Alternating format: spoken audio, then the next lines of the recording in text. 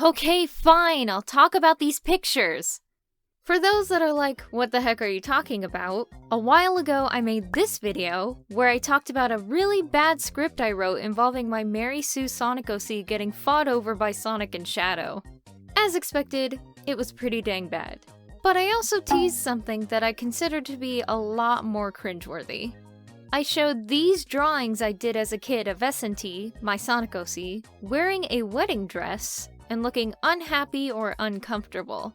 Like I said in the previous video, sometimes instead of writing scripts, I would just draw random scenes from scenarios that I planned to write because I was impatient. Here's the thing. I never got to write this particular story out. No script of this scenario exists. However, I imagine this particular story in my head over and over. So many times, in fact, that I remember exactly how it goes.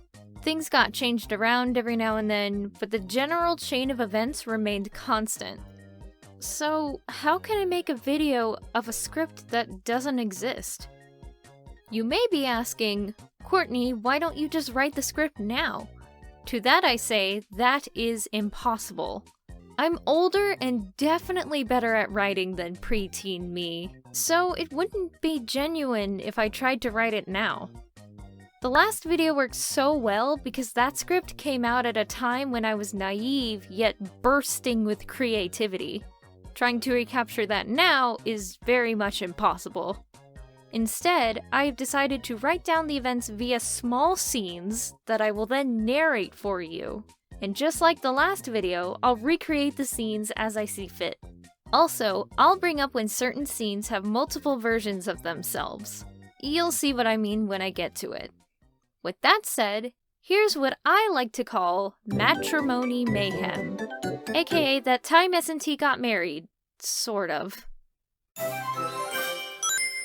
It starts off very similarly to the jealousy script, with SNT minding her business as she wanders the forest.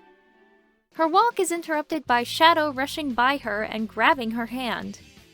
SNT is shocked at first, but she calms down when Shadow brings her to an opening occupied by a giant sakura tree in full bloom.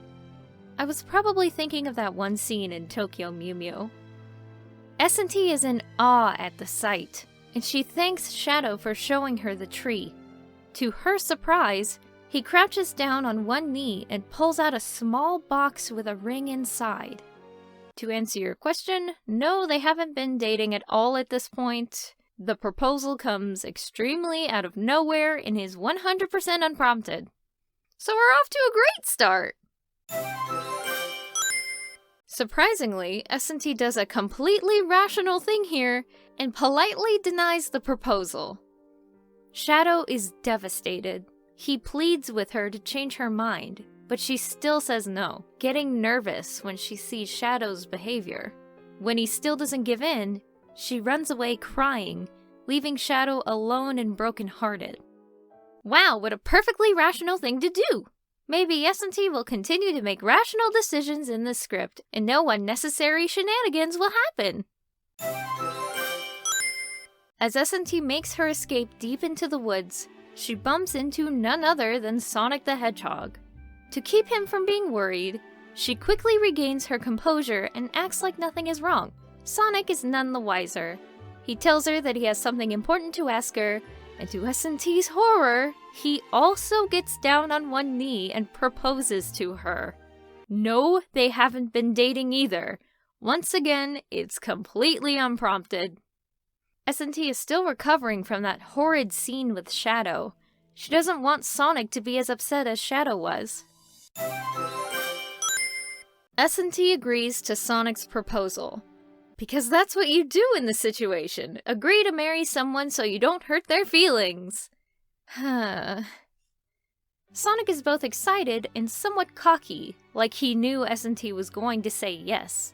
Sonic quickly leads SNT away, eager to start planning their wedding as soon as possible.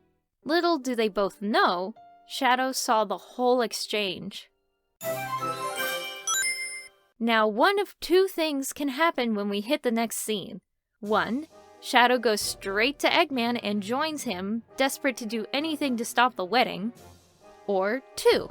Shadow goes on a rampage in the forest, nearly destroying his body in the process. Eggman investigates and finds Shadow unconscious and beaten. He takes Shadow back to his lab and suits him up in a robotic body a la Darth Vader. And when Shadow comes to, he tells Eggman about the wedding. It depended on how edgy I was feeling when I was daydreaming. Either one you pick will still lead into the next scene. Over the next few days, everyone is busy planning Sonic and SNT's wedding, and they're either too excited, or possibly too sad, to realize SNT's not as excited as Sonic is for the wedding. Meanwhile, Eggman and Shadow work together to plan a big ambush in order to crash the wedding and take everyone down when they're most vulnerable. I'm not sure if Rouge is also still working for Eggman like she was in the Sprite comics, but knowing my bias against Rouge back then, she most likely was. Now here's an optional scene that I threw in sometimes for spice.